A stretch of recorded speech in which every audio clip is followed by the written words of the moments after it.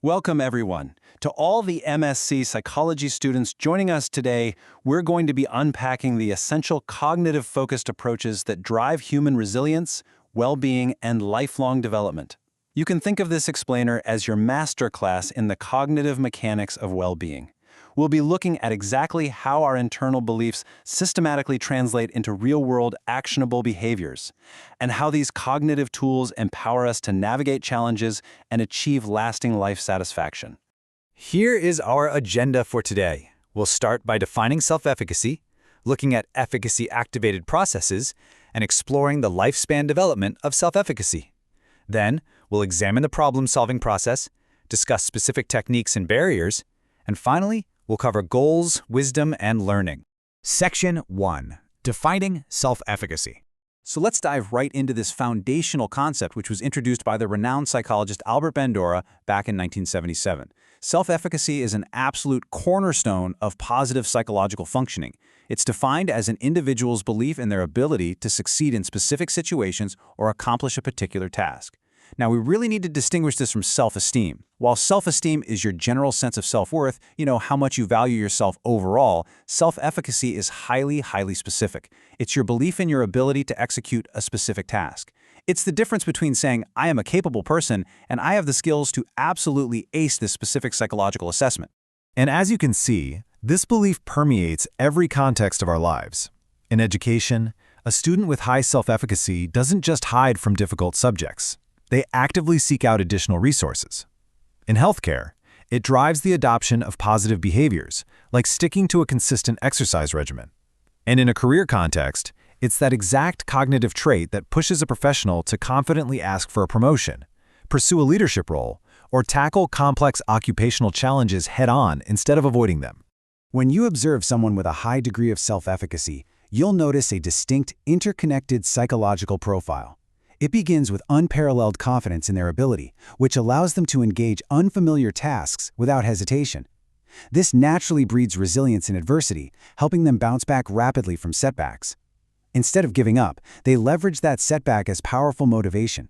They set highly ambitious, goal-oriented targets and break them down into manageable steps. Because they focus intensely on solutions, they demonstrate highly effective stress management and incredible adaptability in new environments. Ultimately, their continuous effort and persistence mean they view failures not as evidence of incompetence, but as absolutely critical stepping stones for learning and growth. So, where exactly does this belief come from? Well, Bandura identified 4 major sources. The absolute most powerful source is mastery experiences. Actually succeeding at a task builds immense, undeniable confidence for similar future situations. The second is vicarious experiences, where observing others achieve a goal inspires belief in your own abilities. Third, we have verbal persuasion, which encompasses direct encouragement and positive social feedback. And finally, your emotional and physiological states play a critical role.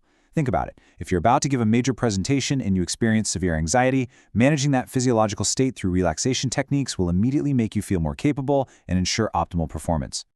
Let's move on to Section 2, Efficacy-Activated Processes. A strong sense of self-efficacy actively and fundamentally alters how we function. It all starts with cognitive processes, where individuals break down complex problems into manageable steps rather than avoiding them entirely. This solution-focused thinking directly fuels motivational processes, pushing people to set higher standards and persist through adversity. As a result, emotional reactions shift. High self-efficacy generates excitement and confidence, whereas low efficacy breeds performance-hindering anxiety. This leads right into behavioral processes, prompting proactive, persistent action. And finally, through social and environmental influences, highly efficacious individuals actively shape their surroundings, confidently seeking out the exact social support they need to influence positive outcomes. Section 3. Lifespan Development of Self-Efficacy. Now, self-efficacy isn't static. It's a dynamic construct that continuously evolves through life experiences. If we map this developmentally across the lifespan, we observe distinct phases. In childhood and adolescence, self-efficacy is primarily shaped by parental support, peer relationships, and educational environments. During adulthood, that primary influence shifts to career experiences, marriage, parenthood, and broader social feedback. Finally, during the aging process, self-efficacy levels naturally fluctuate in response to physical health changes, evolving social roles, and major transitions like retirement. Notice the striking contrast in how this applies developmentally. For a child, being praised for solving a difficult puzzle directly strengthens their cognitive confidence to tackle similar tasks. Fast forward to adulthood, and it's successfully navigating a complex career pivot that builds profound confidence for future professional adaptations. And for an older adult, successfully maintaining their independence through physical exercise and social engagement becomes the primary mechanism for preserving a strong, resilient sense of self-efficacy in later life stages. Moving right along to Section 4, the problem-solving process. Problem-solving is an absolutely essential cognitive process requiring critical thinking, creativity, resourcefulness, and incredible perseverance. It is a purposefully analytical and iterative endeavor. Think of an architect designing a sustainable building. They have to creatively solve severe environmental constraints while making the building look aesthetically pleasing and function perfectly. Essentially, problem-solving requires translating foundational self-efficacy into direct, targeted action. The execution of effective problem-solving always follows a structured, iterative sequence. It starts when you identify the problem, say a business owner noticing a sudden decline in sales. Next, you analyze the problem to determine the root causes. Are market factors at play? From there, you generate alternative solutions through creative thinking. Evaluate and select the best solution by carefully weighing the risks and benefits, and then meticulously implement the solution. Finally, you evaluate the outcome. If sales are still down, the iterative nature of this framework means you simply loop back to previous steps and adjust your approach. Section 5. Problem-solving techniques and barriers. Problems vary drastically in complexity. Assembling a piece of furniture is a well-defined problem with a very clear path. In contrast, addressing global climate change is a wicked, highly complex, and ill-defined problem. But regardless of the type, progress is often halted by severe cognitive barriers. Mental blocks and cognitive biases, such as rigidly sticking to traditional methods, restrict innovative thinking. Sometimes it's just a simple lack of crucial information that halts your analysis completely. And of course, emotional barriers, like acute stress and anxiety, can severely cloud clinical judgment and stop progress in its tracks. To dismantle these barriers, practitioners deploy a highly structured toolkit. You can go broad with brainstorming and mind mapping to visually expose hidden relationships and generate ideas without judgment. Or you can drill down deep using the 5 whys technique to hit a problem's root cause and use reverse thinking to structurally analyze the issue backward from your desired end state.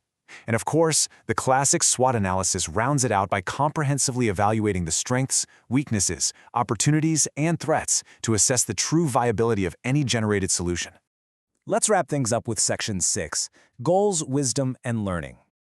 Setting realistic, meaningful goals provides the essential architectural framework for our entire development. Goal setting gives critical direction to our self-efficacy. Without it, our motivation and problem-solving techniques literally lack a specific target. Effectively structured goals are intrinsically linked to fostering enhanced mental health, yielding higher life satisfaction, and generating profound long-term happiness. Concurrently, as individuals actively pursue these goals, 2 higher-order cognitive perspectives come into play.